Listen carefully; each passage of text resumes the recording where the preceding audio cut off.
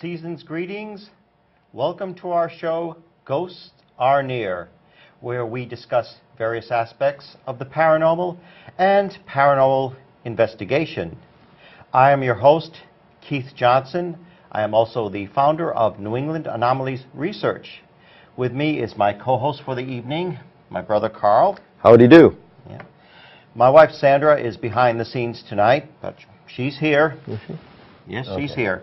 You just can't see her. Well, let me introduce my honored guest tonight. Michael E. Bell was awarded a Ph.D. in folklore from Indiana University at Bloomington, where his dissertation topic was African American voodoo practices. He also has an M.A. in folklore and mythology from the University of California at Los Angeles, and a B.A. in anthropology and archaeology from the University of Arizona, Tucson. Since 1980, Bell has been the consulting folklorist at the Rhode Island Historical Preservation and Heritage Commission in Providence, Rhode Island. Also, for us who are avid vampirologists of New England, we all owe a debt of gratitude to Dr. Michael Bell, and I thank you for joining us. Michael is also the author of Food for the Dead, On the Trail of New England Vampires. Michael, glad you could join us this evening. Yes, welcome, My Michael. pleasure, thank you. Yep, we waited for this for a long time for you to join us. Well, I'm here. Now, you are the foremost authority on New England vampires, and you've done wonderful, wonderful research over the years, in-depth research, and separated a lot of folklore from fact, and stated both very eloquently, especially in Food for the Dead, Trail of New England Vampires. So, let's start at the beginning. What started you the interest in New England vampires? And would you tell us what a New England vampire is, basically? Okay, where do you want me to start? With how I first got interested in it? Yes. Yes. Okay. Well, I was doing some research in South County back in 1981, just a survey of folk traditions. Mm-hmm. And someone introduced me to a man who, she said, had a vampire story, a family vampire story. You know? Now, as a folklorist, you hear somebody talking about vampires. I think, like most of us, I had a very familiar, comfortable relationship with vampires. But these are the Count Dracula kind of vampires, Yes. you know, that you think of it from movies and books and television and comic books and things Right, like that. stereotypical image. Right, Yeah. so I'm thinking, this guy's going to tell me a story about real vampires in his family. So obviously my curiosity was very aroused. And I went down there and talked to Mr. Peck in Exeter. He told me the story of Mercy Brown, as it turns out. Mm-hmm. And that's what got me started, because, of course, when you hear a story like that, you want to know, did it really happen? Is it just a family story, or is it some sort of a legend? You know, what are the facts? And so that started me doing the research. Mm-hmm. And that's how it all started for me. Right. Now, was it easy when you first started? I mean, there was a lot of dead ends, so to speak, excuse the pun. Yeah. But, There's still a lot of dead ends. mm-hmm. Well, yeah. Exhuming this information, if you'll excuse another Right, pun, yes. can be very, very frustrating, Mm-hmm. because you're dealing with sometimes newspaper articles, Right. and of course they don't give you the background for things. They just describe what's going on at that time. Mm-hmm. And sometimes they don't give names. Right. They'll just give the incident. They won't give dates. Mm-hmm. So those kind of omissions, whether they're on purpose or not, make it more difficult to follow that trail. So Exactly. it can be frustrating. Mm-hmm. You do genealogical research if you get a family name, and then go to cemeteries, see if you can find the gravestones. Go to the town archives, see if you can find records for these people, Mm-hmm. and dig as much up as you can. Right. Another pun, you can't get away from I it know, with you this can't stuff. get away from it. I prefer exhumation to exegeting anyway. Oh yeah, definitely. Now, the earliest known record of this is actually in northern New England. Well, when I wrote the book, the earliest one was in Vermont, 1793. Mm-hmm. Since that time, I found one, I think it's 1784 Oh, really? in Connecticut. So this that takes it predates back. Rachel Burton? yes, this takes it back, and I'm doing research on that one. Mm-hmm. Since the book was published, I think I've gotten about a dozen new cases that I didn't have at that time, so Yes. I'm still on the trail. I have a question for Dr. Bell, and I can think of no one as qualified to answer this question. Some people embrace a belief in a literal vampire, an undead, reanimated corpse. Other people feel it's totally a literary creation. How would you define a vampire? Well, okay, I've got a couple of different ways to define it, but I think the bottom line for me is a definition that a man named Paul Barber came up with for his book, which is a good book called Vampires, Burial, and Death. And you'll notice burial comes after death in the title, with good reason. Well, Barber said a vampire is a corpse that comes to the attention of a populace at a time of crisis and is taken as the cause of the crisis. So a corpse that comes to the attention of people when there's something bad happening in the community, and that corpse gets blamed for whatever it is that's happening. It sounds like a wraith or an apparition, except that this is physical. When you say corpse, that denotes a physical presence. Right. It's your classic scapegoat. If you don't have an answer for something, then you have to find an answer. You have to find a blame. Blame the corpse again, yeah. Well, Right. you know, as I said before, it's different from the witchcraft Yes, right. situation in Salem, because at least the scapegoats were already dead. Right. Yeah. You know, in Salem, they killed them. Right, exactly. So it's better to be a scapegoat if you're a corpse than it Right. is if you're a living person. We've touched on this subject before on this show, and a lot of people don't realize how prevalent this was in our history, especially in Rhode Island, how it was not really always that clandestine a practice, right? It was basically accepted, at least in rural Rhode Island. Sure. Other parts of New England, it was the same thing. In Woodstock Green in Vermont, the entire village turned out for the exhumation, which must have been upwards of 1,500 people anyway. Wow. And the heart was burned on the blacksmith forge, right in the center of the village. Now, of course, we're treating the subject with some levity because we're removed from it, but a little over a century ago, this was very serious business. Well, And very accepted. well, people have asked me all the time, were there really vampires? Yeah. Were the vampires real in New England? And I've answered it in different ways, and now my answer would have to be on reflection, yes, definitely, absolutely, there were vampires. They're not the kind of vampire that you're thinking of if you think of Count Dracula and the Count Dracula clones from literature or from movies.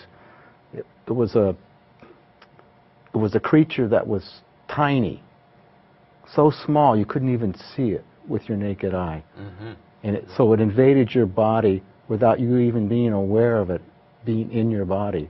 But over time, what it did was sap the life out of you, made you weaker and weaker, paler and paler, to the point where you actually would die. Now, Of course, nowadays... nowadays we call it the tuberculosis germ. In those days, it was a vampire. Yeah. That's how they personified it. Sure.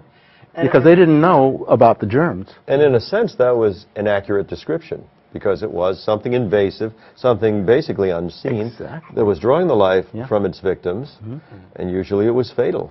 Right. And if you make the connection between what was called consumption, that's pulmonary tuberculosis, and the vampire, I mean, they were both victims of consumption, and vampires were both really living dead, walking corpses. Because people knew that if you got consumption, you would probably, in most cases, you would die. And often it was a slow, agonizing death where you wasted away. Right. Because your lungs rotted, you would cough up blood, there would be blood on the corners of your mouth and on your bedclothes in the morning. After lying on your back, it felt like your chest was caved in, like a heavy weight on you. That's because, you know, your lung cavity was really starting to waste away. And the family, the loved ones of these people who were dying, needed an explanation. They required some answer. Definitely. What was happening to their family members? So you can see the connection, I think, between the living dead and the living dead. Right. Vampires and Weren't some of consumption. these cases diagnosed as tuberculosis at that time? And I'm talking about the 19th Sure. century. Known as consumption, because literally consumed. Well, yeah, you would take somebody in your family who was dying with this disease or this whatever it was, and the doctor would say, if the doctor had any training in any sense at all, would say, yes, this person has consumption. And then the doctor would say, I'm sorry. Right. Basically, it's a death sentence. Yes. Because, you know, they may give you cures. They may bleed you. They may say, shut the doors and windows to keep the evil vapors out, or open all the doors and windows to let the evil vapors escape. I mean, or align the humors. yeah, but nothing would work, and I think the honest ones realized it. Right. Well, in that sense, I can understand why they would seek an alternative remedy for something that was poorly understood at best. Well, as you said, people have to have an answer. Yeah. And folklore always has an answer. That's one thing I've learned being a folklorist. Always has an answer. There is an answer in folklore if the right person is in your community to tell you what it is. If not, maybe you're fortunate enough to have an itinerant so-called quack doctor passing through that would give you the right prescription that you would need. But it's always better to have an answer, even if it's not scientifically the correct answer. It's better than having no answer. Right. Well, were there any vampire experts or so-called experts in vampirology back in the 18th and 19th centuries? In other words, did they have an Abraham Van Helsing back then? No, I wouldn't say they would have a person like Van Helsing. What you had were what were called like Indian doctors, quack doctors, powwows, just people who practiced different sorts of medical prescriptions. Sometimes they were herbologists, and sometimes they were more spiritual type doctors. But they were a lot more prevalent than we think. When you read about the history of New England, you hear about the famous people and the famous events and the dates and the Puritans and all that. You don't think about what was going on in what I would call the fringes of New England, which includes Rhode Island and Vermont and places like that. So these witch doctors had a measure of credibility for the populace. Sure. They would advertise in the local newspaper, you know, Dr. So-and-so is going to be in town, you know, for the next 4 days. Come see him. He'll be here. Sometimes they were selling books, little pamphlets that they had written on how to cure things. Oil. Sure. Yeah, definitely. Like the traveling medicine man.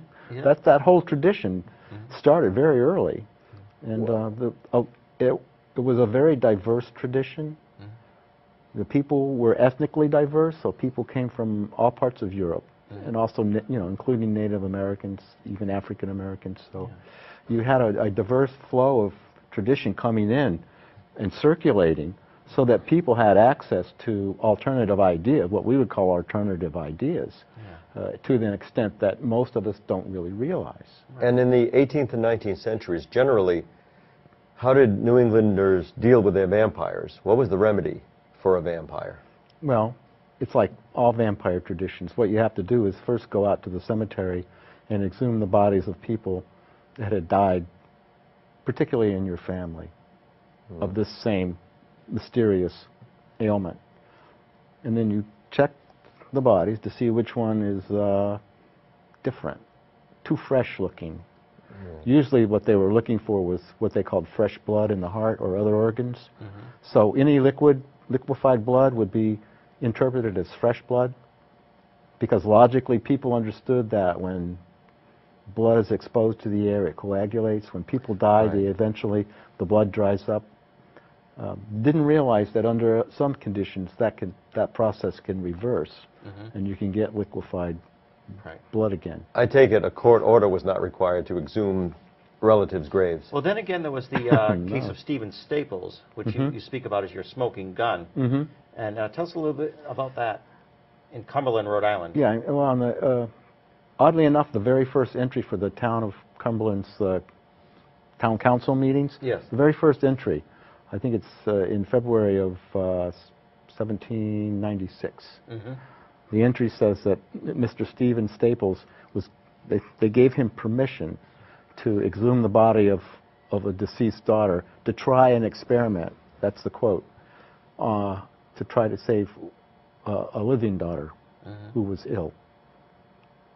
Now, I can't think of any other type of experiment that you would do by exhuming a body to try to save the life of someone else in the family who's dying. That to me is got to be the vampire practice, or something very similar to it. Right. So we have an official endorsement, or at least someone's giving permission to do it. I don't think they would give permission to do it if they thought it was wrong, it was evil, or if it didn't work. Or The last suspected vampire in Rhode Island, I understand. Yeah. Go ahead to 1892. 1892. As recently as 1892. Mercy Lena Brown. That's not really ancient history. No. What was responsible for the cessation of this practice of exhuming the dead and destroying parts of the body of suspected vampires? Well, a couple of things converged, I think, to make vampires our friends that we could laugh at, and not real terrible enemies that were going to kill us. And one of them was actually 10 years before Mercy's body was exhumed in 1882 was the announcement of the discovery by Dr. Edward Koch of Germany, the tuberculosis germ. So he isolated and described and found the bacterium, the little animal that you couldn't see, that was responsible for the disease. So once people started to accept that this ailment was caused by a microscopic parasitic little animal, then they could turn their attention toward finding a different way to treat it.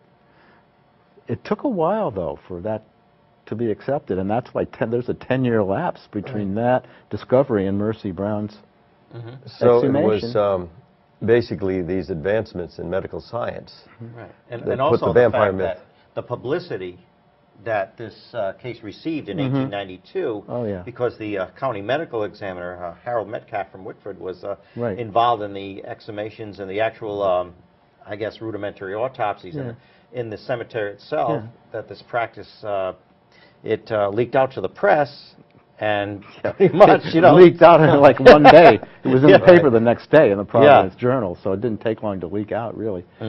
And Metcalf was there, the medical examiner. Yeah, even though he himself was not a believer in the in the superstition. He was asked to be there.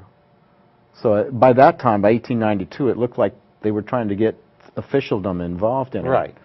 And to the extent of having him there, he actually, according to the newspaper, said there's nothing unusual about the way Mercy's body looks. Yeah, it didn't seem to dawn on the people that she had been buried in the 2 coldest months of the year in a keep, in a holding crypt. So that, you know, well, that's another issue that they think that impinges on why this practice eventually expired. Yes. So to speak.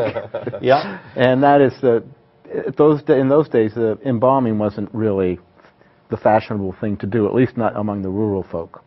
So even in 1892, most of the people who were being interred were not embalmed. They were just shrouded or wrapped up and put in a coffin. And blood would still be present in the veins and in the heart. Sure. Now, once you embalm a corpse, you're basically disarming it. Right. In terms of coming back that's as true. a vampire. I mean, there's no blood to... Embalming will do it every time, I It hear. will. It's a good thing. It's was there a connection to the novel Dracula? I understand that Dracula was published in 1897 by Scottish author Bram Stoker, and I've heard that he was aware of the vampire cases in New England, particularly in Rhode Island. Yeah, he was, but the only catch is, and Stoker was an Irishman living in Irishman, New York. Yes, Irishman living in England. Don't blame it on the Scots. No. Actually, but actually, if you go to the Stoker notes and his manuscript, the draft of the manuscript was done before that article appeared in the New York World, which the article he did have in his collection of stuff. Right, and there's the but theory he had that, already, by the time that article was published and he was aware of it, he had already had the whole manuscript drafted. So. It's considered that the character of Lucy in Dracula may be partially, at least their method of disposal, may be based partially on the Mercy Brown case. Yeah. You know, well, we don't know for sure. But, I don't know. I think if you go to a little-known work called The Land Beyond the Forest, that's where you'll find what influenced him most on the vampire tradition. Yes. Land Beyond the Forest, isn't meaning that Transylvania, exactly. But the book was written as kind of a travel guide by the British wife of a cavalry officer who was stationed in Transylvania. Oh. And she has a whole little section in the book on vampires and werewolves. And that was published, I think, 1876, well before Stoker wrote Dracula. And he had that book in his collection. He was certainly aware of her writings. And if you go and read that, you can see he's taken her interpretations of vampires and really put that into his novel. So, to me, folk tradition, like vampire tradition, it's like a running stream of water. And you take this goblet and dip it in there. Yeah. You know, you've captured something that's a process. And then that becomes frozen for people once it's in print.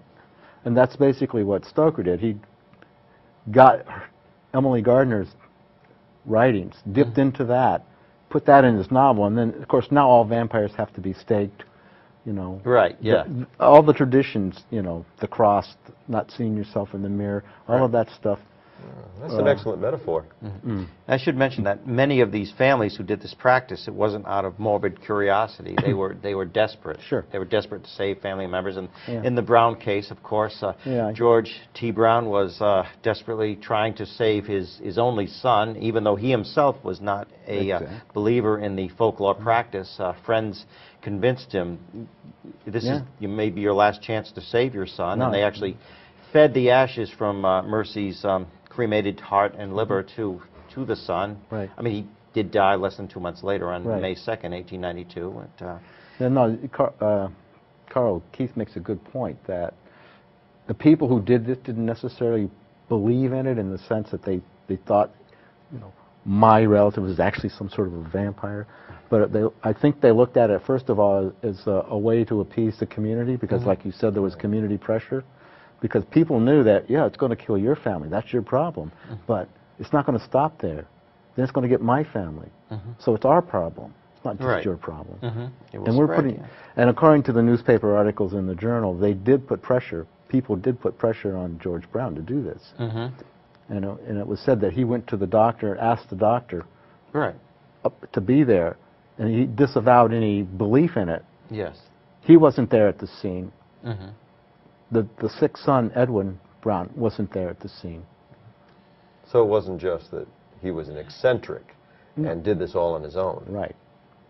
Oh, no, it's a, you know, in a folk community in which these farming communities were basically folk communities, meaning everybody knew each other face to face. That's the way things happen. Right. And, of course, Mercy Brown herself was totally innocent and knew nothing of this until, you know, it didn't happen until long after her fame is only after posthumous. Right, you know, like Medal of Honor like winners. you mentioned, they weren't persecuted until after their death, unlike the Salem victims. Right. Also, the idea that was Mercy actually a reanimated corpse, like we think of a vampire coming out of the grave, and actually physically assaulting a relative, that's not the way the New England tradition seems to work. It's more like a spiritual visitation. Right. And it may be even that there's something evil inhabiting one of the family members' hearts. So it's actually not Mercy herself that's the vampire. There's some evil in her that's draining the life through her heart, living there, keeping her body as a host. Right. Right. So her soul is innocent. Her spirit, her personality is not involved. You know, we don't have too much more time. We've got about 5 more minutes. I wanted to ask a question. How much of vampire lore comes from Hollywood, from its treatment in films? How much originated there? And I have a follow-up question to that. Yeah, okay. Well, I mean, when you say vampire lore, you mean basically what most people understand as a vampire? Most people associate with a vampire. I'd say it's largely informed by Hollywood.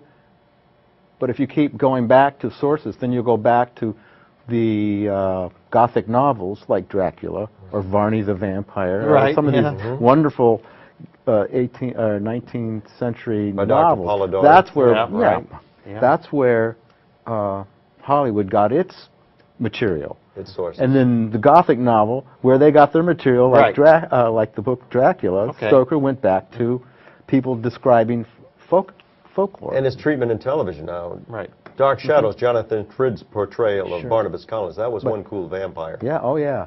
And now, of course, Hollywood has its own lore, its own set of Yes, vampire constructs right. that The they Anne deal Rice with. novels, Right, and the reluctant the modern- vampire. That, so yes. now it's evolved into many different kinds, I guess you could say, species of. Yeah. Well, we no longer vampires. have time for Keith's follow-up question. So. No, I want to quickly ask this. Locally, define legend tripper. A legend tripper. It's just someone who goes out to a legendary site. Mm-hmm.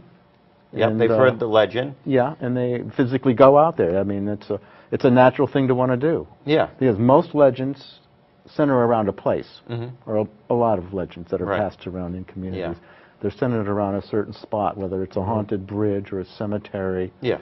Something And we like have that. many of them Houses. in Rhode Island. Rhode Island has plenty of those. Yeah. Yes. And people naturally gravitate to those places. They want to go there and Right. see it and experience Yeah, the aura exactly. of the place. I mean, Yeah.